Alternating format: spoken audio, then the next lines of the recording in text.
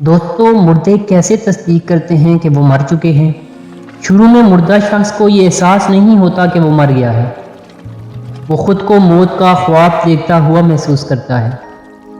وہ خود کو روتا، نہاتا، گیرا لگاتا اور قبر پر اترتا ہوا دیکھتا ہے۔ وہ ہمیشہ خواب دیکھنے کا تاثر نہیں رکھتا۔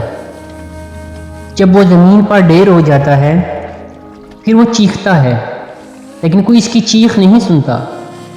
جب ہر کوئی منتشر ہو جاتا ہے اور زمین کے اندر وہ تنہا رہ جاتا ہے، اللہ پاک اس کی روح کو بحال کرتے ہیں۔ وہ آنکھیں کھولتا ہے اور اپنے برے خواب سے جاگتا ہے۔ پہلے تو وہ خوش اور شکر گزار ہوتا ہے کہ جس سے وہ گزر رہا تھا وہ صرف ایک ڈراؤنا خواب تھا، اور اب وہ اپنی نیند سے بیدار ہے۔ پھر وہ اپنے جسم کو چھونے لگتا ہے جو کپڑے میں لپٹا ہوا ہے۔ خود سے حیرت سے سوال کرتا ہے، میری قمیض کہاں ہے؟ میں کہاں ہوں؟ یہ جگہ کہاں ہے؟ ہر طرف اندھیرا ہی اندھیرا کیوں ہے؟ میں یہاں کیا کر رہا ہوں؟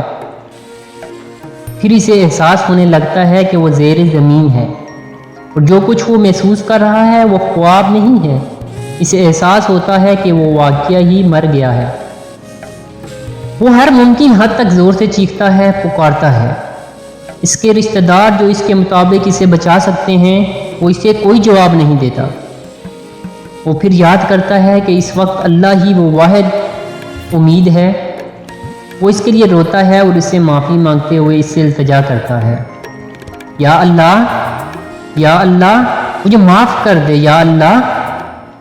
وہ ایک ناقابل یقین خوف سے چیختا ہے جو اس نے اپنی زندگی کے دوران پہلے کبھی نہیں محسوس کیا تھا۔ اگر وہ ایک اچھا انسان ہے تو مسکراتے ہوئے چہرے والے دو فرشتے اسے تسلی دینے کے لیے بیٹھ جائیں گے، پھر اس کی بہترین خدمت کریں گے۔ ہاں، اگر وہ برا شخص ہے تو دو فرشتے اس کے خوف کو بڑھا دیں گے اور اس کی بدصورت کاموں کے مطابق اسے اذیت دیں گے۔ اے اللہ پاک، میرے اور میرے ماں باپ اور میرے خاندان اور میرے دوستوں کے گناہ معاف فرما اور ہمیں ایمان پر موت نصیب فرما۔ آمین یا رب العالمین۔